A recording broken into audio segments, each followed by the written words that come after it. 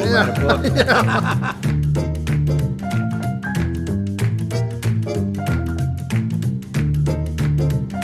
Welcome to the Supper Club. My name is Joe Fresta, and I'll be your host.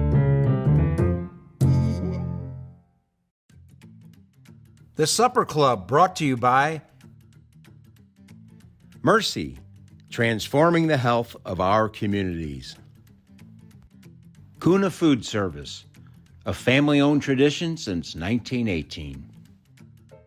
Lordo's Diamonds, your family jeweler for life. Pristine Design Build, boutique residential solutions for your home. Oliva on the Hill. Fresta Limoncello. Keep sipping, my friends. Ackerman Toyota, the #1 St. Louis Toyota dealer in volume sales back-to-back years 2023 and 2024. Thank you, St. Louis. Welcome to the Supper Club. I'm Joe Fresta, sponsored by Mercy and Kuna Food Service. I'm here today with Mr. Larry O'Toole, the newly minted Executive Director of Backstoppers. Everybody knows Backstoppers, right? Synonymous with St. Louis, helping the families of fallen firefighters, police officers. Been around since when? 1959? We started in 1959. Tremendous. It's unbelievable. What a great history. Great organization. And you started off as a police officer yourself. I did. Born and raised in South St. Louis, South right? St. Louis, yes. Huh? St. Louis Hills. Well, yes, it was St. Louis Hills, and I still live just north of St. Do Louis you really? Hills, yes. I had you tagged for a Dogtown guy. No, it's just north. Given your right. Irish heritage. Well, I'm proud of my Irish heritage. In fact, you bring it up. I mean, a lot of the Irish and the Italian were police officers and firefighters because Absolutely. the Irish and the Italians, they had a hard time getting jobs. Right. And those were the jobs that they could get. It was either the mines, the clay mines for us, and Right. right here on the western edge of the hill. Correct. A lot of Sicilians came, Yes. that primarily worked in the clay mines and whatnot. Right. A lot of them in the coal mines over in Illinois, across the river. Right. But yeah, we're sort of neighbors. I mean, you're not a Dogtown guy. We were right next door to each other. The hill. That's right. Dogtown. We all So- came over in the same boat. You were We just did, on but different levels. But the thing I notice about you is you're always bumming with Italian guys. Well, somebody's got to lead them. Yeah, and lead the charge. Anyway, hey man, it's great to be with you. Thanks for having me. We've been friends a long time, Yes, and we have. Going back to your police officer days and whatnot. But tell me a little bit about how did you get started in police work? What triggered your mind, or when did you first think, man, I think I want to be a police officer? It was actually when I was in college. Yeah. And seeing some officers down there, and I went to Southeast Missouri State, and I saw a lot of highway patrolmen, and just seeing what they did, Right. And how they dealt with the public, and all the officers, and then of course being in St. Louis and seeing how the St. Louis police officers were at all the big events, the baseball games, the Strassenfest, all Sure, those, the all that stuff. Bevo days, all that. But seeing how the officers handled that, and I saw that, and I said, I think this is something I'd be interested in trying. That's pretty cool. Yeah, you always see police officers, even firefighters at times, at ball games, helping out. Right. And whether it was with traffic, I remember going to the old arena. Right. And man, those guys blowing their whistles and getting everybody Right. into the parking lot and all that kind of thing. And so I could see where, as a young kid, you see all that hustle and bustle at old Busch Stadium or the old arena. They were Right. always present, always around. Right. Had the whistles going. My interactions, maybe not like yours, but my interactions with the police were all positive. Oh, okay. So Yeah. so that really helped the fact that Yeah. it gave me the motivation to go into police work. Yeah. Well, good. Did you have family members that were involved in it, or? No, but if you bring that up, I do have a family a member, my great grandfather who actually came here from Ireland, and he became a St. Louis City firefighter. Okay. And he was on the fire department. In fact, he's still to this day the #1 hero on the St. Louis Fire Department, Phelim O'Toole. And he saved a number of lives in a big hotel fire downtown. But unfortunately, a few years after that fire, he himself was killed in a fire. Really? So he was killed in the line of duty for the St. Louis Fire Department. He's 32 years of age, left behind a wife and 2 young children. So really, Phelim O'Toole. Now, was that Tom O'Toole Sr.'s father? well, no, Tom O'Toole Sr.'s father and my father were brothers. Okay. Okay, and of course Tom O'Toole, my uncle Phil, they had the Phelim O'Toole Real Estate, which was started Okay. by my grandfather. Okay, Uh-huh. and so Phelim and the firefighter would have been their my dad, Tom Senior's Okay. great grandfather, my great grandfather. Because I would drive by Tom Sr.'s office at Clayton and Bope. Right. Okay? Right. They had that little bitty cool little office and a little sign outside the door that said Phelim O'Toole. That's right. Well, a true Southsider would have known that their business for years was on Gravois Avenue, Gravois, right across from the movie theater there. If you remember, what was the movie theater down there it was the Granada Theater, and it was right across the street from there. So that's all part of my family. So I can trace my heritage all the way back to my great grandfather, who came here from Ireland and started with the St. Louis Fire Department, but unfortunately he was killed in the line of duty. Drove by that little office a million times and always wondered who Phelim O'Toole was. Well, I knew Tom Sr., that was Right. his little office there. Right. And I remember one time I saw him when he was alive, he was at a coffee shop, and I said, "Hey, Tom," I said, "listen, that office you got," I says, if you ever decide to get out of there, I'd really like to move in there. Yeah, I bet. He looked at me and he goes, "Get in line." Right. Well, it's kind of funny because, when I was a kid, my dad was an attorney, and quite frequently my dad would take us, my 2 other brothers would take us down to the real estate office on Saturdays, and he would go over some of the legal stuff with my grandfather and my uncles and them down at the office. And he would drop us off across the street at the Granada Theater, where he knew the guy running the theater, and he'd be our babysitter while we watched movies for a couple hours, and my dad would go over through some of the legal work. Well, then, hey, 30 years later, it's my Uncle Tom Sr. is running the office. But his son, Tom Jr., is an attorney, and he's doing the same thing, going through any legal stuff that the real estate company may have or may encounter. So it's kind of funny how everything goes, Yeah, and how connected we are. Right. Of course, Tom Jr. went on to become president of the USGA. Yes, very, very successful. Yeah, an very attorney. successful. He's done very well. I'm not a golfer, but if you have a golfing rule, he's the guy to talk to. Oh, yeah, he's the rules committee. That's Yes, for sure. He knows them all by heart. He knows it all. He's very, very Yeah. well respected. Just a great guy. Right. Great guy, yeah. But you got your collegiate education at Southeast Missouri State, which is now Missouri State, correct? No, it's that's still the other one. Yeah, that's the other school. Still The other school. Southeast Southeast, Missouri State. okay. In and Cape Girardeau. Cape Girardeau. Right. So you got your political science or what was criminal. it? It was criminal. a bachelor's in criminal justice. Right. Yes. Yeah. And then you went after a business degree. And your master's Right. at Lindenwood. Right. So when I was on the police department and saw that I wanted to try to move up in rank and those opportunities that were available, I had a sergeant one time who encouraged me. He says, "You need to go on.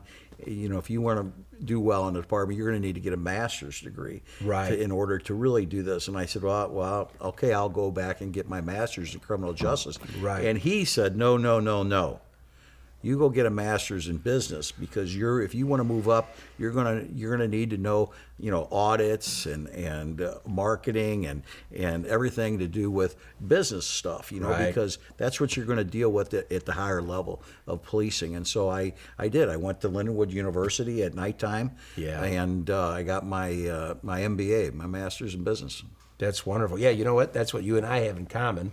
Not our nationalities, but we're both graduates of Lindenwood University. Because when I got finished messing around with hockey and everything up at Wisconsin, I still had to get a few credits. Right.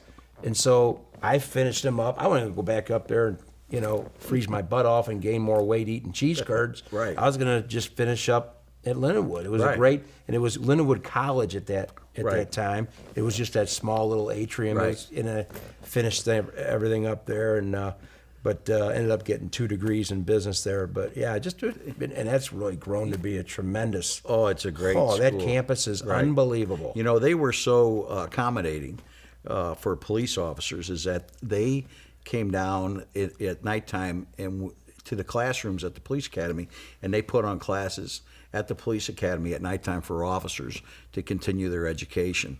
And so that's where we went.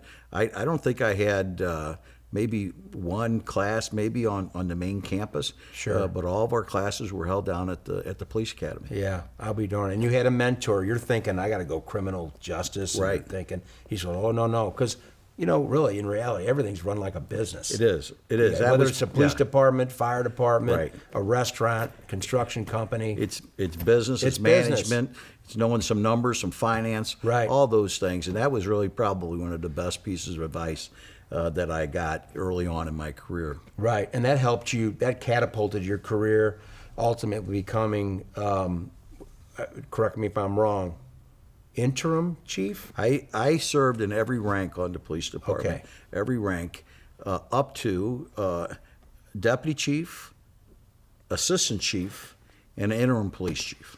And then you finally retired in 2022. Right. Took a couple years off. Right. Relaxed for a little bit. You did some stuff. You did a little I was a consulting waiter. work. I was a waiter. Okay. I was a waiter. I waited every month for my pension check. Oh boy, I did some. this guy. I did a little freelance consulting for Yeah. friends and stuff, but yeah, I did Yeah. that for a little while. You're nobody to sit around idle. No, can't. you know, Huh? an idle mind is a devil's workshop. Yeah, right, That's what that's I used to right. tell That's what they say. all of them, and so I had the opportunity when the Backstoppers. Ron Patel, who's a great guy, Mm-hmm. and he's done a fantastic job with the Backstoppers. Yeah. When he decided that he wanted to retire, and they began the selection process, I applied for that, and I'll tell you, it was a pretty good selection process. I mean, they put you through the ringers, Right. But I was really honored and humbled. Yeah. That I was selected to be Yeah. the next executive director. Now you were involved with Backstoppers in some capacity prior to where you are today, correct? Yeah, it's years ago, about 1984, 85, probably about 85, I got a call. I was just a patrolman in the 9th District, and I got a call for an officer in need aid. And I responded there, and I can remember it as if it was yesterday, pulling on that street, and there was a St. Louis police officer, Johnny Corbin. He was laying in the middle of the street in the same uniform I had on, and he was dead. He'd been killed by an irate individual over Right. a parking tag, and he was run over and he was killed. And but the individual was arrested and prosecuted for his murder. But I remember back then as a young officer thinking, oh my Yeah. gosh, what about his family? And then that's really when I heard about the Backstoppers, Sure. is that first incident, and knew what they would do. And so it was just a few years later, about 1987, when they started the Guns and Hoses Sure. boxing tournament. That's right. And I was asked if I would participate, and I fought for the first 2 years of Yeah. Guns and Hoses. And you were 2-0. That's right. And I know my stats. Don't look like you're so Huh? surprised. Yeah. By it was 2-0. I mean. Yeah. I mean. So yeah. Well, you're a scrapping guy. You're a scrapping It's Irishman. It's for a good cause. It was for a great cause. You're Still- you're like Tom Cruise in that movie Far and Away when he had to boxing in the bars and all that stuff. Everybody's a winner that night. Everybody's a winner that Yeah, night. absolutely. And it was a great experience, and I stayed involved with Guns and Hoses. Of course, Guns and Hoses is the #1 fundraiser for Backstoppers. Absolutely. And so all of them back then, Jack Martorelli, Yep, Jerry Jerry Clinton.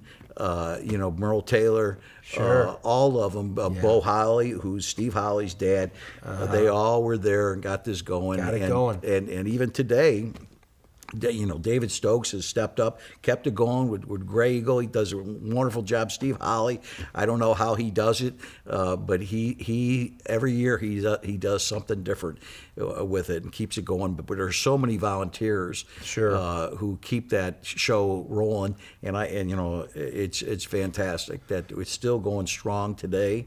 And I serve on their board, and it's just a great time. That it's become so popular. In fact, the night before Thanksgiving, that night it was so popular that they decided the next day they were going to make it a holiday and call it Thanksgiving. Yeah, that's something. That's how popular. Wow. That's amazing. How Guns N' Roses has taken off. That's how Thanksgiving was created. How it came about. A lot of people think it was from the days of the people who founded our country back then. But no, it was really Guns N' Roses that big started misnomer. it. Yeah, it really is. Yeah, I want to back up a little bit. And you talked about that first officer that went down, and you thought about their family and all that kind of thing. How difficult is it today to be a police officer in the city of St. Louis? Our officers every day, they encounter all types of dangerous situations, and they come to work just wanting to do the right thing. And they're like anybody else for any other occupation. They want to come in and do their time, and they want to go home at the end of their shift. And our officers today, they do a wonderful job. They are the manpower shortage is incredible. I don't know how they do it, except that hey, you can only handle one thing at a time. And that's what I would tell them, handle it one thing at a time as safely as you can. So I can't say enough about what they're doing today. All through my career, the work that they do, their courageous work, the men and women do a wonderful job for this city. It should be, and everybody should recognize them for the work that they do. Yeah, absolutely. No doubt about it. And we mentioned you took over for Ron Battelle, who did a great job. Talk about Ron a little bit and his service, and how he may have helped you transition into this new position, because it's quite different than being a police officer. It's a lot different. It's Chief Battelle, he did 40 years with the St. Louis County Police, retiring as the chief for the St. Louis County Police. And of course, I knew him when he was the chief. Yeah. And I did my first 2 years in law enforcement with the St. Louis County Police Department. Right. So I have 40 and a half years in law enforcement, 38 and a half in the city of St. Louis. So I've known Chief Battelle for a long time. He's highly respected. He took over Guns N' Roses, and he took Guns N' Roses to that next level. They were at the position where they really needed to have somebody in there who had that law enforcement background, that first responder background. He took it over, and he ran with it. He ran with it. He didn't He was run the with pioneer. It. He sprinted with it. Yeah. I mean, he took it to the next level. And so I can't say enough good things about what he's done. When I was selected for the position last summer, and I started in September, he's been there the entire time, helping me on a daily basis. If he's not coming into the office, he's calling me and telling me, giving me advice and that. So he's there. He will always be there because his love for the Backstoppers. Sure. It's just that's it. I mean, he is the Backstoppers. Not a lot of people know it, but it started in 1959. I mean, that goes back quite a few years. We kind of know how Guns N' Roses got started, but how did Backstoppers get started? It was just a few business people who got together who recognized the need was there for our first responders. Sure. I'll tell you a quick story. There's an officer, Tim Burke. He was a St. Louis City and a St. Louis County officer, and his brother Tom Burke was a St. Louis County officer. Sure. Their dad was killed in the line of duty, St. Louis City, in 1953. But their grandfather was also a police officer in the city, and he was killed in the early 1920 or somewhere early. I don't remember the date off the top of my head. But so here he had his grandfather and his father, were both died, and so when I was selected for this position, Tim called me and told me how happy he was. And Tim is very involved in Guns and Hoses. He's a boxing Yeah. trainer. He boxed. Oh, and- really? Oh, yeah. And so he's very involved in Guns and Hoses. But he called to congratulate me, and he told me, he says, his dad died in 1953, was killed in line of duty, 1953. And he says, and now that was before Backstoppers. And he told me, he says, my older brother had to work 3 jobs in high school to support the family. Wow. And I said, holy cow. I said, Tim, I said, you need to get up and speak about that, because that's why Backstoppers exist today. That's Is right. that they don't want that to happen. And these business people who started the organization in 1959, that's what they saw. They saw the need, and they wanted to be able to go in there and give the financial assistance to the families. That's right. Of all of our fallen first responders. We want to take that burden away, man. Right. because Police it's- officers, firefighters, just paramedics. the grieving alone when you lose a loved one, especially a spouse or a father or a mother or even a son or daughter in a line of duty like Right. that. I mean, it's just so traumatic, and you live with that for the rest of your life. It never goes away. No. You talk to people who lose somebody close to them Right. like that, especially someone who loses a son or daughter that goes before Right. you do. But and then on top of that, there's the whole financial burden on top of that. Yes. How do you? I mean, it's just unbelievable. It's incredible what the Backstoppers, Right. what they do. It's a I mean, tremendous thing. they come in and they want to make the family debt free. That's the goal right off Right. the bat, is to eliminate all the debt for the family. Talk about what are the debts they get rid of right away, right off the bat. Well, when there is a death, we immediately, within 24 hours or 48 hours, we try to see the widow, and we immediately give her a check for $10,000. There's a check just to help you Yeah, get through right. the next couple days. Right. And then within the next week or two, we try to get back with the widow, and we tell them, hey, get with another family member or somebody close who can help you through this. But come in, and then but bring in all your bills. Yeah. Everything you have. Right. And they come in, and it's we take their mortgage, all their bills. It's really, if people could see the relief on their faces when they're saying, well, here's I got a car loan, give that to us. Right. Hey, Mortgage. Mortgage is really the first one we look at. Then we say, what else do you have? And then that's when they say, well, we put all of our money, in our children. Our children are in school, so we have college loans on the kids. Give those to us. We have kids who are in college now. We pay all the tuition for the children. Last year we paid over $500,000 in tuition educational assistance for the children. Last year, $1.1 million we spent just for health insurance for our families. We have supported over 200 families since 1959, and as I sit here today, we support 90 families and 75 children. Yeah. Think about it too. Back in 1959 and through the 60s, the 70s, families had, like when you went to St. Gabriel's, I went to Epiphany, not too Right. far away. Yeah. My classmates had 10, 11, sometimes 12 brothers and sisters. Right. Huge families that would Yes. run through these grade schools and public schools in these Right. communities, because that's what they did. They had big families. You know what I Yes. mean? Yeah. So, you think about that burden. When you talk about the children, Now you got a widow who's got to now figure out a way to feed Right. 10, 11, 12 mouths, Right. I mean, That's what Come the on. Backstoppers are there, is Yeah. to provide that needed financial assistance to these families, and Mm-hmm. that's what we do right off. We take care of the widows and the children. yeah.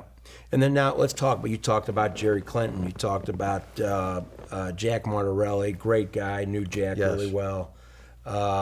Just a beautiful guy, great guy. How did the marriage happen between Guns and Hoses and Backstoppers? This is just something that Jerry Clinton, he grew up in the city down in the projects and that, and he wanted to help, and he wanted Right. to help the Backstoppers. I mean, that's who he was, and he got with Jack Mortarelli and Merle Taylor, Bull Holly, all the boxing people, them guys. and they put this together. And the whole idea was they wanted to do this for the Backstoppers, and I think they thought it would just be something nice, and they do it. I don't think any of them would be looking at this today saying, "Oh my gosh, here it is." 38 years later, you got this thing still going, and it's going strong. I mean, it's the fights. We've taken it on. I mean, like I said, David Stokes has taken it. Yeah. When he got involved.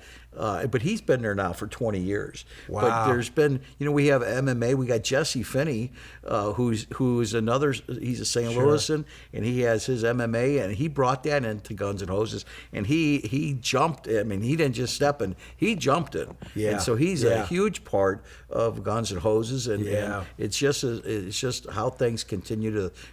When you want to do something like this, you got to look at ways to continue to grow. That's right. And they put on a fantastic product every year, and but none of it is possible without the generosity of our community. We have a very generous community. We do. And we do. They really they care about the first responders, and they get out and they support Guns and Hoses, and in supporting Guns and Hoses, they're supporting Backstoppers. Yeah, it's funny you mentioned that because we just had my previous guest on an earlier show was Dr. Jeff Sharmita, and we talked about that with the philanthropic part of Mercy, Right. in and around the St. Louis area. It's just people in St. Louis are just so willing to give and help and volunteer. They don't have the money; they want to volunteer. They want to help, give of their time and talents and whatnot. But I'm going to ask you one more question. We'll go to break. Was the first boxing? Did it first take place in the arena, or was it somewhere else? Oh man, I believe it took place I believe it was at the Kiel Auditorium in the Opera House. the Opera House. I believe. I'd have to Look at the archives. I'd have to look at the archives. I did take a few headshots. 1987. Yes, and it was a lot. It was a long time ago, but it started there, and now, I mean, you see where it's gone. It's amazing. And I might add another little trivia question for you. But when it first started, it was St. Louis City Police and St. Louis City Fire. Correct. We took on everybody. I read that. That was the team, the City Police and the City Fire, and we took on all comers.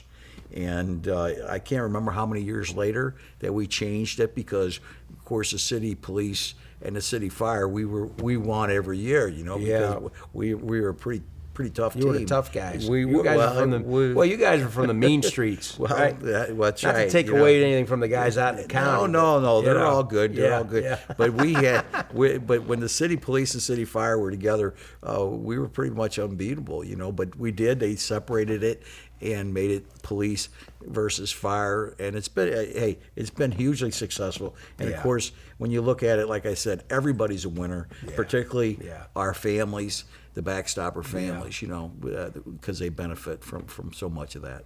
We're going to be right back after this break with Larry O'Toole, the new executive director of Backstoppers. We'll be right back. Kuna Food Service, providing quality food to people across the Midwest, is part of our rich history at Kuna because food brings people together. We specialize in having a large variety of food products and food supplies, catering to an array of businesses that turn to us. Kuna Food Service, a family-owned tradition since 1918. For dinner and pick up from soccer practice.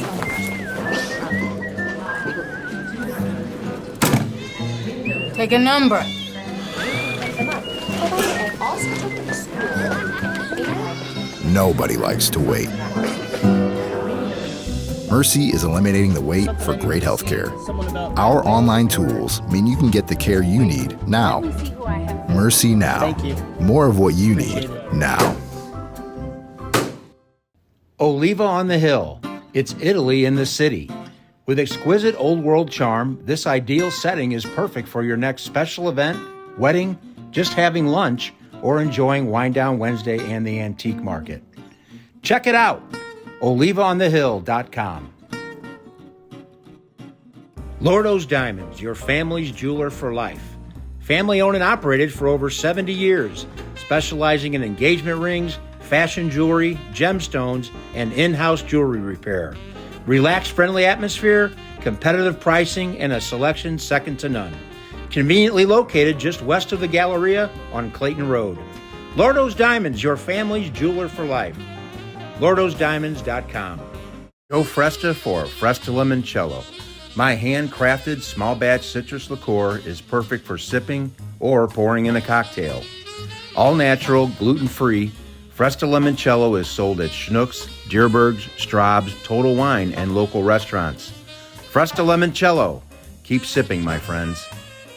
Welcome back to the Supper Club. I'm Joe Fresta, sponsored by Mercy and Kuna Food Service. Talk about service. We're here with Larry O'Toole, the new executive director of Backstoppers. I'm going to go back. We dive right back into this. You've helped since 1959. You've helped over 200 families. Correct. And we talked about this because back then families were huge. Right. So that's a lot of people. Yes. Talk about that. You know, as you said, the Backstoppers, their mission is to give the needed financial assistance to the families Right. of fallen first responders, police, fire, paramedics.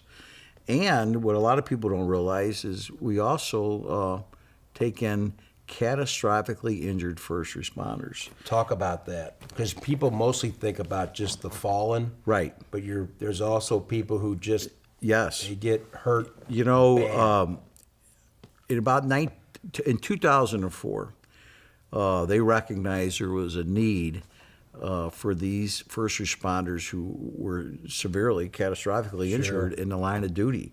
And I believe the first one that they took on was Matt Browning, who was a St. Louis police officer who lost both his legs in an incident downtown. Since 2004, they have assisted or have actually defined 13 first responders of being catastrophically injured. In fact, last summer, we had the Ferguson police officer, T.J. Brown, who was injured in an incident in Ferguson. He suffered a brain injury when he struck his head on the ground. We're assisting his family right now. And very recently, just a month or 6 weeks ago, police officer Nathan Spees was on the highway with a suspect. When both of them were struck by a car, and Officer Spees lost part of his right leg in that incident. And they, the board who looks at these injuries and makes these decisions, they looked at his injury and defined him as being catastrophically injured. So what does that mean? Well, that means that right off the bat, they avail $150,000 that's available to assist that family for whatever their needs may be to take care of these things. And they're, you know, but I would tell you, the 13 cases that we have, 5 of those first responders are paralyzed. We had just a few years ago out by Herman, Missouri, we had an officer who was shot in the head there, Adam Sulentrup. We're assisting his families. If you look, you would remember some of these. You know, we have the Rock Hill officer who was shot. He's paralyzed. We have a Belleville officer who was shot in the face with a shotgun. He was blinded. So these injuries are truly catastrophic, and the board saw that need. And I would tell you that if you look at these injuries, it's really because of the advancements in modern medicine that they're not on our wall of being a fallen first responder. And we expect, we hope not, but you know, you got to look at medical science and advancements. Hey, we'll probably be taking on more of those cases in the future. So we have a catastrophically injured fund that people can contribute to that in order to help us do what we do for our catastrophically injured officers. So this is a new avenue for you guys, relatively. 13 people, 13 men and women. Right. Now, will you go in and, like you said, some of them are paralyzed. Will you go into their homes and help outfit their homes so they can get around better, and If need be, what we do is there's other organizations who specialize do in that, homes. right. We work with them, the Gary Sinise Foundation. Right, I was gonna get to that, We yeah. work with them. They are fantastic to help Yeah. our first responders out in those situations. So yeah, that's another fund that we work with.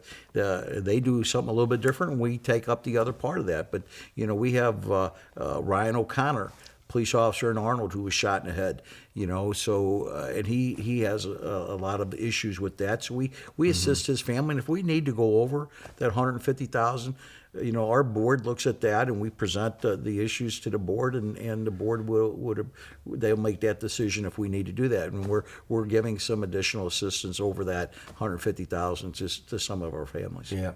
Another nationally recognized organization, Tunnels to Towers. You work hand in hand with them. Yeah, in certain areas. In certain circumstances, we have worked with Tunnel to Towers on the mortgage with the families. Yes. Yeah, that's very cool because they do some great things too. Well, they do great work, and they all nonprofits. Yeah. We try to stay in our own lane, but there's a lot of cases where we can work together to do there's what some our missions where they come together to help. Cross-missioning, Right. if you will. Yes, Yeah, absolutely. To coin a phrase. It is. I like that Yeah, phrase. you like that? I just made it up. I know you did.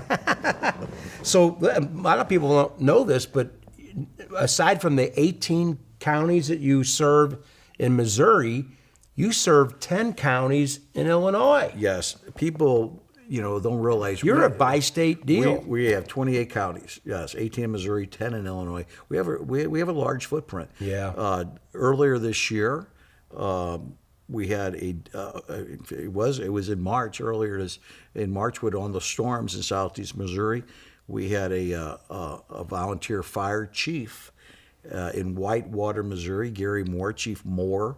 Was responding because if you recall that area down there was hit hard with the storms and the tornadoes. He was responding to help a neighboring community, mutual aid, and unfortunately he had stopped to render some assistance, and he died there in that incident. We're still we're assisting that family right now, and in a lot of these cases we have to wait for the cause of death.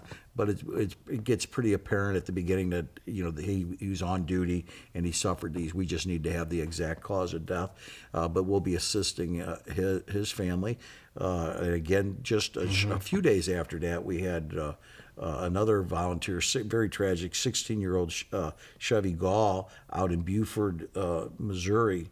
He was also responding as a water rescue. He was trained in water rescue, and he was killed in a car accident while responding. So another tragedy there. But those are, those incidents.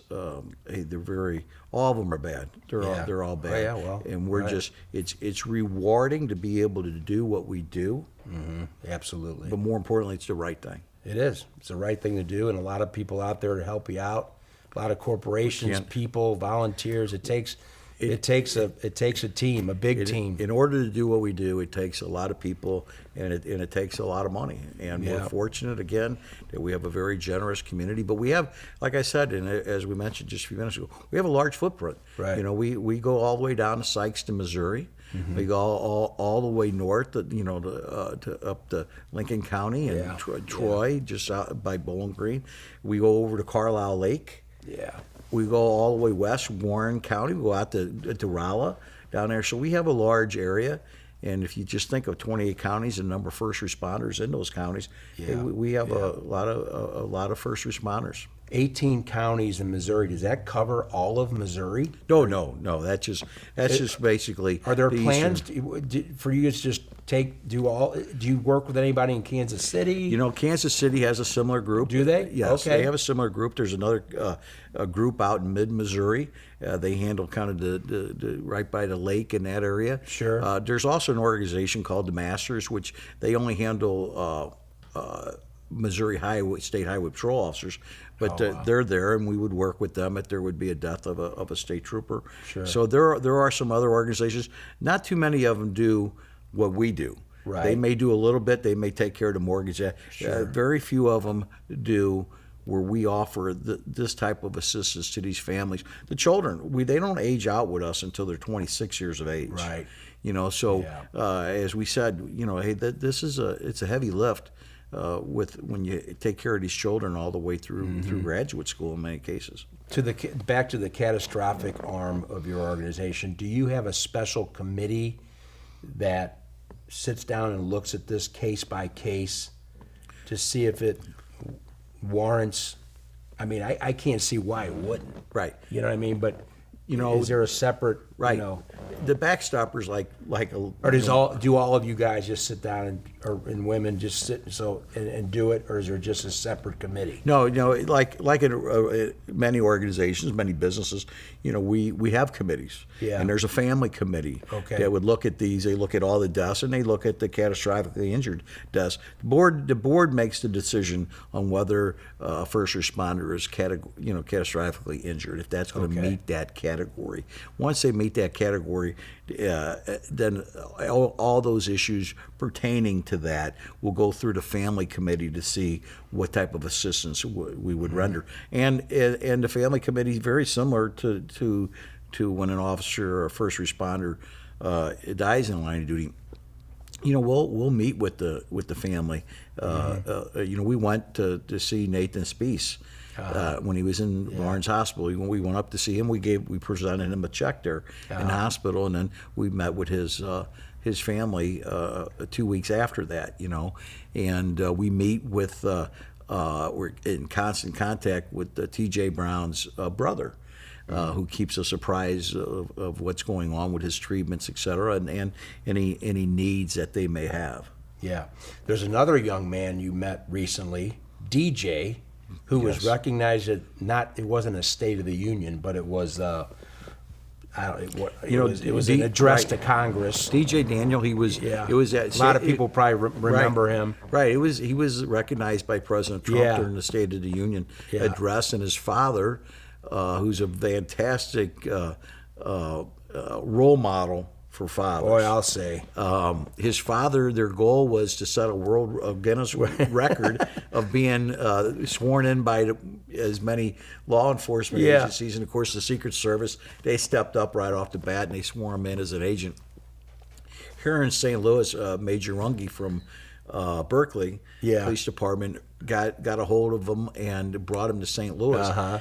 They wanted to be 1,000 to be sworn in by 1,000. That was their goal from the start. Right. Okay. Came to St. Louis, they were at about 900. Yeah. Well, the major was able to get over 200 agencies to come here, and there was a ceremony out at the Renaissance at the airport. Yeah. Where they did a mass swearing in for DJ, and what a character. How many of them in one swoosh? You got how many? I think I want to say it was 203 all at once in one oath ceremony, and he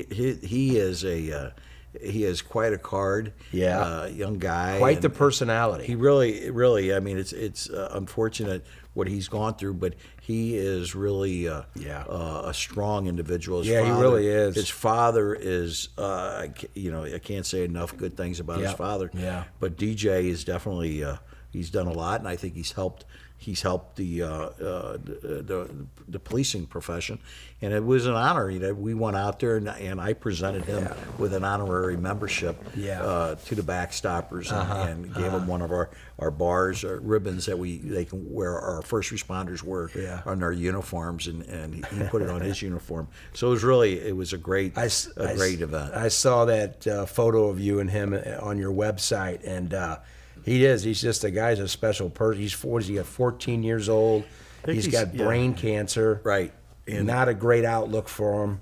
No, but, I mean, he's just a spark of energy, this kid. He's a spark of energy, and one thing for sure is he's a fighter. Yeah, no doubt about it. And so all of our prayers go out to him and his family because he's accomplished a lot just in his short life. Well, it's great what you guys have done, and the police community came together, and and really up the ante on his swearing in, right? I mean, Well, the St. Louis baseball Cardinals, he threw out the first pitch. He threw out the pitch at night, Oh, and wow. so I really think again it speaks to our community. Yeah. You know Yeah. that they see this and their support is overwhelming. You know, so they come out and they did that. It was nice. It's really it was cool. very nice. Yeah, Yes. really cool. Yeah. Well, we're coming up on year 30 of Guns and Hoses. Is that correct? We're over 30 years. Over 30? Oh, yeah, we started 1987. 87. So we're oh, geez. I mean, what? How many years is it? 87 was Yeah. So I think we're close to 30, 40? 30. Yeah, we'll be. Right. Wow. Yeah, 38 years. Yeah, You know, that's so that's a long time. right. It is. Not, yeah.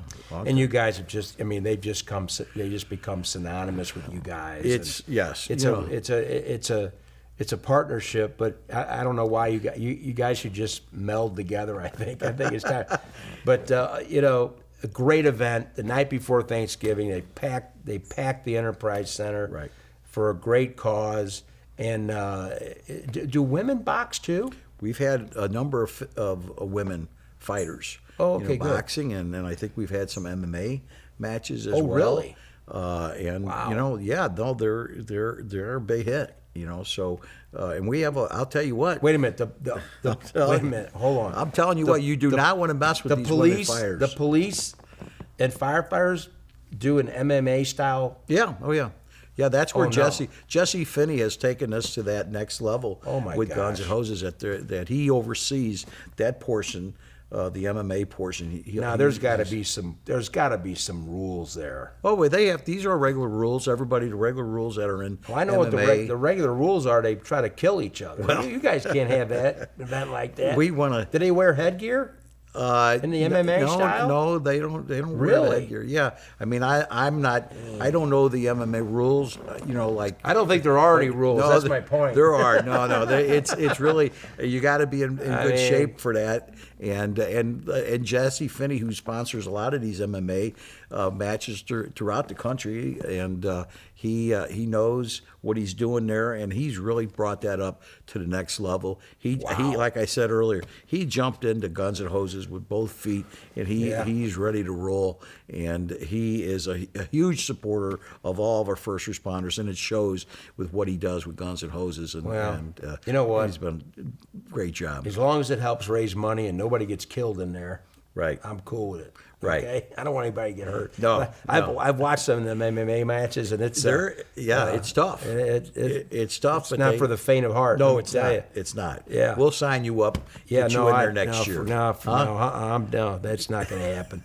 You're not going to come out of retirement and box, are you? I got a perfect record. You wanna Why keep do that 2-0 I like record? that record. Yeah. And we talk about Guns and Hose. Everybody knows about. What are some other events that you guys do? I know you did a hockey game. We did, and the hockey game's been going on for a while. The city, Okay. the police versus fire in the Sure. hockey game. They just did a game out at the Afton rink. They did some other stuff out at the Centene Center. So, hey, there's a lot of different events that go on. Fundraising events for the Backstoppers. You know, I was at a cigar. JR Cigars put one on down at the MAC on Wednesday night. I was out at Brewski's Bet bar. that was a great event. Oh, a Brewski's bar on Saturday out in St. Charles. They had a brat cook-off barbecue over in Illinois over the weekend. So if you get on our website, anybody wants to get on backstoppers.org, they can look up all the events that are going on, all the different fundraising events that are put on throughout our 28 counties. You know, and there's a lot of them. There really are. We got a really good Warren County, Franklin County, Jefferson County. St. Charles County, they all have their own backstoppers of Warren County, backstoppers of St. Charles County.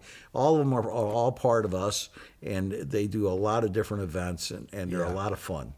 You and I went out the other night just to talk a little bit, and you said basically you could go to an event pretty much any night of the week. Somebody's having something somewhere, Right. Yeah. to raise money for you guys. Yeah. It's. What a testament to. Again, the St. Louis community and surrounding areas that just people just want whether it's bingo or a trivia night, Right. or a smoker Right. at the MAC, Right. whatever. Yes. They want to try to contribute in any way they can, and I think it's just absolutely wonderful. It's, and I think people realize that with the backstoppers, they can look and they know where our money's going, and it's going to these So families. important, isn't it? Yes, It's like My Cancer Foundation. They know it's a direct impact approach. They know right where that money's going, and I think that makes a big difference. It does. in your fundraising. There's I know no it doubt does about for it. me. Yeah, I can tell you that it does Yeah. because we show people what we're doing. They know where it's going. and yes, exactly. Yeah. And again, it's we're very clear. We have a very clear message, mission, and we stick to that mission. And I think that's part of our success. We all wish we didn't have to do this. Yeah. But Yeah. that's not reality, unfortunately, in today's world. And but we continue to do it, and we do it with the support of all the people here. Yeah, you sure do. Great organization. Yeah. Larry O'Toole, thank you for doing this. Thank you for having The new executive director of Backstoppers. Thank you. Thanks, everybody. We'll see you next time. The Supper Club, brought to you by Mercy, transforming the health of our communities. Kuna Food Service, a family-owned tradition since 1918. Lordo's Diamonds, your family jeweler for life. Pristine Design Build, boutique residential solutions for your home. Oliva on the Hill and Fresca Limoncello. Keep sipping, my friends. Ackerman Toyota, the #1 St. Louis Toyota dealer in volume sales back-to-back years 2023 and 2024. Thank you, St. Louis.